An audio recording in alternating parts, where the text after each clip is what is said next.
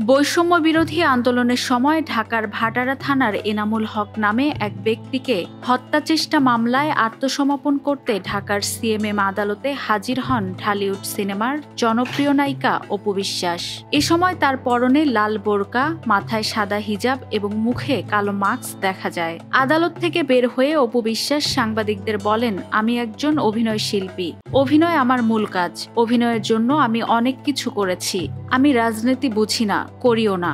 অপু বিশ্বাসের আইনজীবী আবুল বাশার কামরুল বলেন, গত 2 জুন উচ্চ আদালত থেকে 6 সপ্তাহের জামিন পান অপু বিশ্বাস। সেই জামিনের মেয়াদ শেষ হওয়ায় অপু বিশ্বাস স্বেচ্ছায় আত্মসমর্পণ করে জামিন চান। শুনানি শেষে আদালত তার জামিনের আবেদন মঞ্জুর করেন। এর আগে গত 10 জুলাই অপু বিশ্বাস সশরীরে আদালতে হাজির হয়ে জামিননামা দাখিল করেন। একই মামলায় গত 18 মে গ্রেফতার করা হয় নুসরাত ফারিয়াকে। পরদিন তাকে কারাগারে পাঠানো হয়।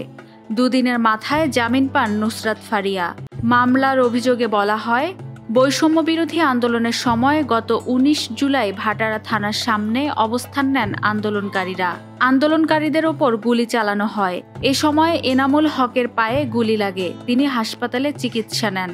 পরে সাবেক প্রধানমন্ত্রী ও আওয়ামী লীগ সভানেত্রী শেখ হাসিনা সহ 283 জনের নাম উল্লেখ করে ও অজ্ঞাতনামা 300-400 জনের বিরুদ্ধে ঢাকার সিএমএম আদালতে মামলাটি করেছেন এনামুল হক। এই মামলায় 208 নম্বর এজাহার নামীয় আসামি অপু বিশ্বাস।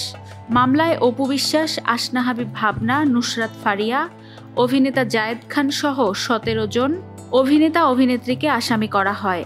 মামলায় বৈষম্য বিরোধী আন্দোলনের পক্ষে অবস্থান নিয়ে আওয়ামী লীগের অর্থের যোগানদাতা হিসেবে উল্লেখ করা হয়েছে।